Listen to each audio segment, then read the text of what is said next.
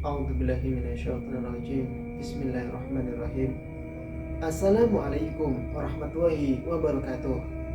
Jumpa kembali di channel Sampul Hitam yang tentunya akan berbagi cerita.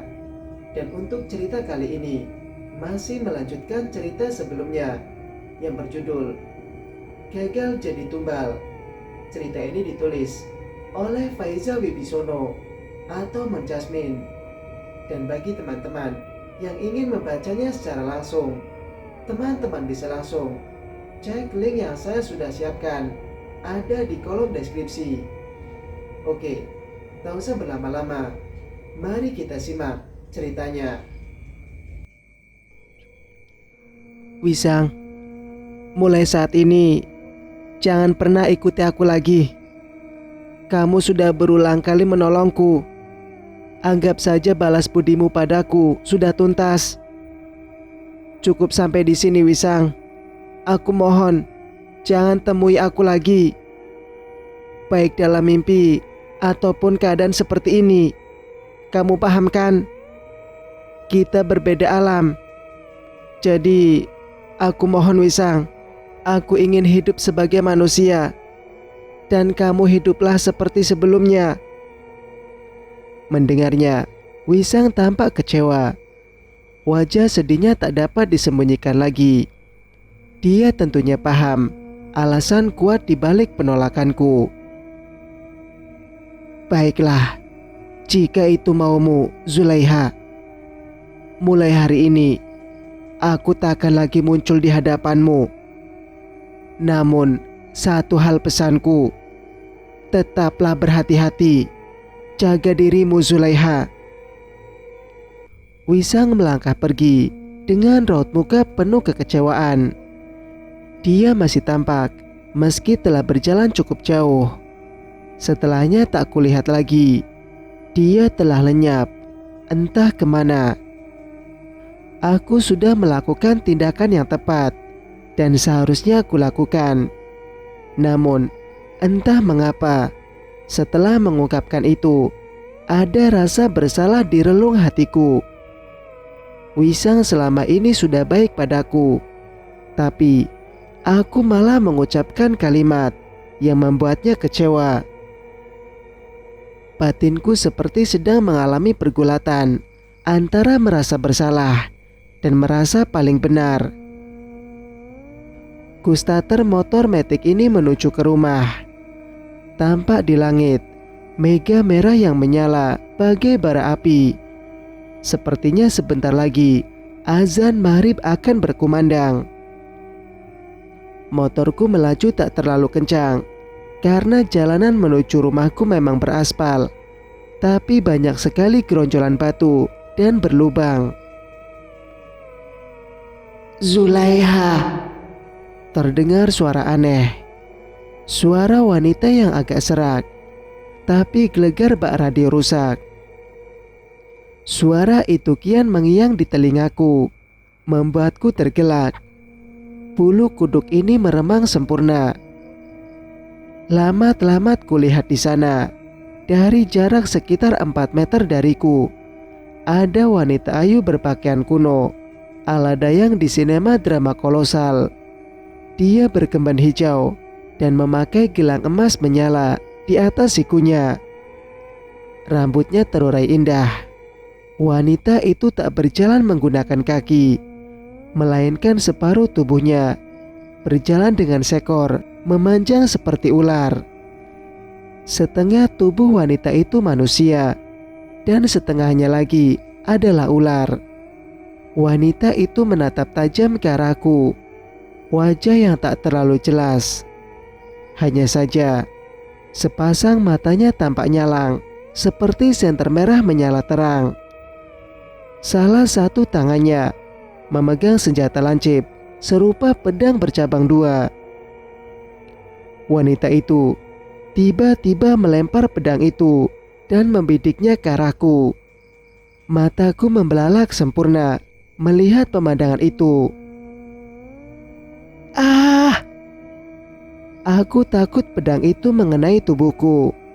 Wanita ular itu sengaja menyerangku. Spontan membuatku teriak. Tubuhku nyaris kehilangan kendali hingga motor yang kunaiki tiba-tiba saja terguling. Tubuhku telah terpental ke sisi kanan jalan. Kepala ini terbentur cor-coran tanggul batu kali. Kesemuanya tampak gelap dan berputar-putar. Zulaiha, panggil Wisanggeni, mengenakan kostum selayaknya pertama kali kami bertemu dalam mimpi. Mataku mengerjap. Kukucek berulang kali dan memindai sekeliling. Tempat macam apa ini? Seperti di dalam gua lembab. Aku terbaring di atas bebatuan yang bentuknya mirip ranjang. Di sudut sana ada 2 patung ular weling dari batu yang tingginya lebih dari 2 meter. Ada di mana aku sekarang, Wisang? Zulaiha, ini di rumahku. Aku terpaksa membawamu kemari. Kamu hampir saja ditikam oleh pengambil sukma. Apa yang kamu katakan, Wisang? Kamu menculikku kan? Apa karena aku menolakmu? Zulaiha, kumohon dengarkan aku. Aku tidak seburuk yang kamu pikirkan. Sekarang, di sini hanya sukmamu saja, Zulaiha. Ragamu masih ada di alam manusia. Maksudmu? Sebelum aku membawamu kemari, kamu hampir saja ditikam siluman yang hendak menculik membawa sukmamu. Dia mencelakaimu agar kamu mati suri. Sukma dan ragamu akan terlepas. Setelahnya, ragamu akan berkeliling. Dan itulah saatnya mereka menyergap dan mengunci sukmamu untuk dipersembahkan. Aku masih tak paham apa yang kamu katakan, Wisang. Tiba-tiba di sebuah dinding gua terdapat kilatan cahaya serupa layar proyektor. Tampak di sana ada aku yang tengah terbaring di ranjang rumah sakit. Beberapa tenaga medis tengah sibuk menangani lukaku. Lihat Zulaiha, itu dirimu. Ragamu lelap. Kamu tak sadarkan diri di sana karena sukmamu berada di sini. Kenapa kamu membawa sukmaku ke sini, Wisang? Sebelum kamu terjatuh dari kendaraanmu, apa yang masih kamu ingat? Sebentar, ku ingat-ingat kejadian barusan sebelum aku terlelap. Seorang wanita ular datang hendak menusukku dengan pedang 2 cabang. Dia seperti pemanah handal, ingin menikamku jarak jauh, Wisang. Benar, dia hendak mencuri sukmamu. Dia hampir berhasil. Kamu hilang kendali saat berkendara, hingga kamu seperti ini. Lalu, kenapa kamu membawa sukmaku ke sini, Wisang? Aku tak mungkin membiarkanmu mati, Zulaiha. Jika sukmamu tak kubawa kemari, dia akan mengambilmu. Wisang, bukankah kamu sama saja sudah membawa sukmaku? Kamu juga siluman ular, seruku pada Wisang. Tidak, Zulaiha, tidak. Aku membawamu bukan berniat ingin membunuhmu. Aku justru menyelamatkanmu. Malam ini adalah bulan purnama. Saatnya dia mengorbankanmu. Aku membawamu kemari untuk mencegah hal itu, Zulaiha. Lalu setelah membawaku kemari, apakah itu artinya kamu membiarkanku hidup, Wisang? Aku akan mengembalikan sukmamu setelah malam purnama usai. Aku masih tak bisa begitu saja mencerna apa yang dia jelaskan. Zulaiha, lelembut yang menginginkanmu itu, dia akan kehilangan kekuatannya jika bulan purnama ini tidak menerima persembahan. Saat dia lemah, akan kucoba cari cara untuk melenyapkannya. Lalu, Wisang, kapan kamu akan melepaskan aku agar kembali ke ragaku? Setelah purnama ini berakhir, Zulaiha. Kumohon tenanglah. Kumohon sekali ini. Lepaskan aku, Wisang. Kamu gak bisa membawaku seperti ini. Kumohon, Zulaiha, sekali ini percaya padaku. Aku tak bermaksud buruk, apalagi berniat mencelakaimu. Bagaimana mungkin aku bisa memberi kepercayaan pada makhluk yang biasa bertugas menggoda dan menjerumuskan manusia? Bukan hanya golongan kami yang menjerumuskan manusia, Zulaiha, tapi mereka yang dengan senang hati mendatangi bangsa kami. Bahkan ada yang rela bertaruh nyawa demi bisa bersekutu dengan bangsa kami. Itu atas keputusan mereka sendiri. Lantas, kamu memintaku mempercayaimu, Wisang? Aku tidak memintamu mempercayaiku, Zulaiha. Tapi kumohon, sekali ini bertahanlah di sini. Semua demi keselamatanmu. Aku tak berniat buruk padamu. Sungguh. Aku menghela napas berat, teramat berat. Selama pertemuanku dengan siluman ular bernama Wisang ini, dia tak pernah melakukan hal buruk padaku. Benarkah dia berniat baik? Aku paham keraguanmu bukan tanpa alasan, Zulaiha. Tapi ada yang ingin kukatakan padamu.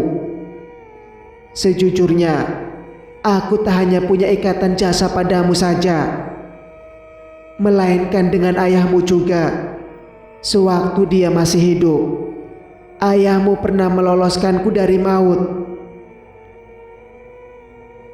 Maksudmu apa, Wisang?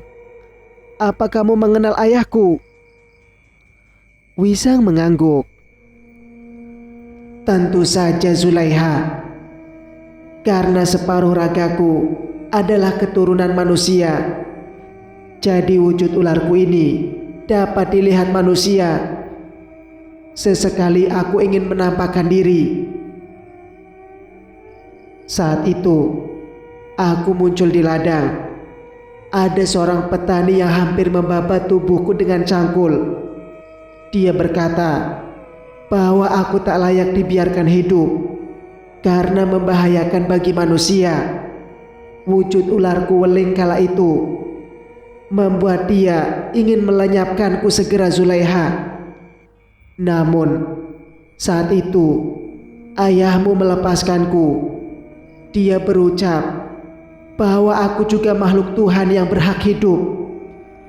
Aku dibiarkan pergi selama tak membahayakan. Kata ayahmu, aku hanya akan menyerang jika aku dalam keadaan terancam. Ayahmu bilang dia membiarkan aku hidup karena aku hanya ingin melintas, bukan ingin mencelakai. Air mataku tiba-tiba mengalir mendengar penuturan Wisang. Seketika mengingatkanku pada bapak yang biasa bekerja di ladang hingga sore menjelang. Aku sungguh merindukannya. Aku belum sempat mengucap rasa terima kasihku padanya. Tapi ayahmu sudah pergi dari dunia. Kamu juga tak berbeda dari ayahmu. Kalian sama-sama manusia yang baik. Aku belum sempat berterima kasih pada ayahmu. Jadi, sekarang izinkan aku membalas kebaikan ayahmu itu.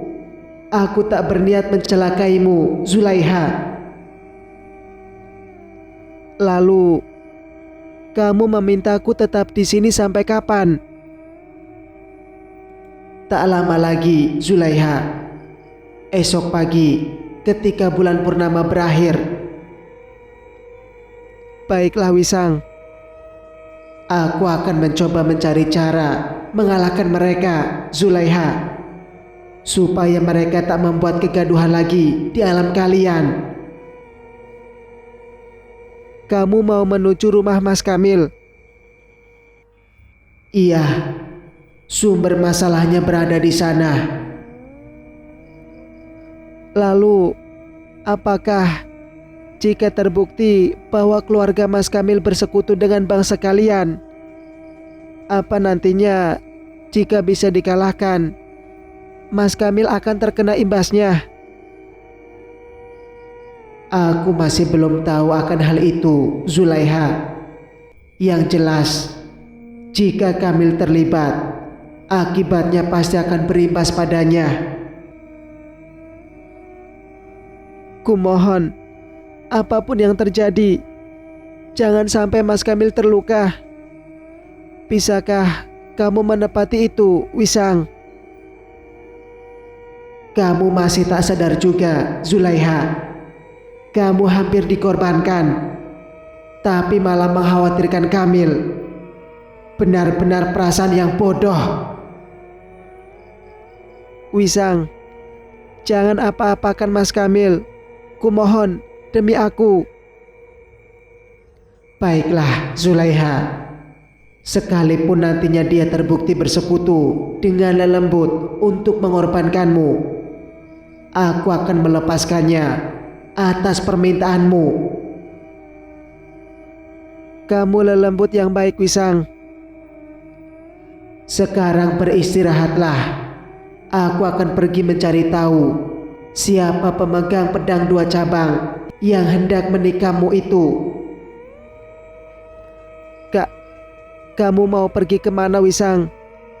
Kamu mau biarin aku sendiri di sini gitu aja, di tempat ngeri sekaligus angker ini?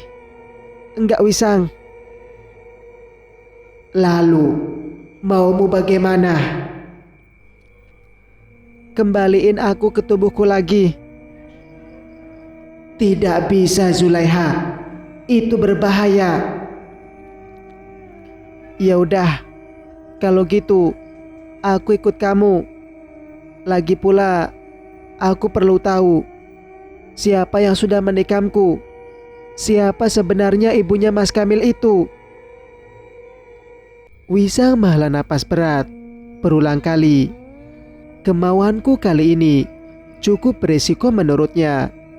Namun, dia sepertinya tak mau melihatku menggerutu di sini. Tempat aneh ini betul-betul tidak nyaman. Aku akan mengubah tempat ini persis seperti kamarmu di rumah, supaya kamu betah di sini hingga esok pagi, Zulaiha. Enggak, walaupun kamarnya kamu ubah mirip di kamarku, tetap aja di sini serem. Ini kan sarang jin.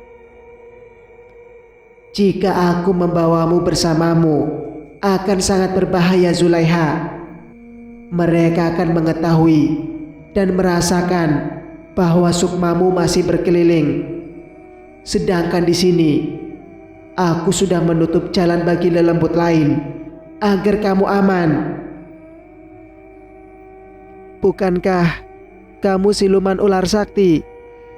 Jika ada yang mencelakaiku, kamu bisa melawannya kan, Wisang?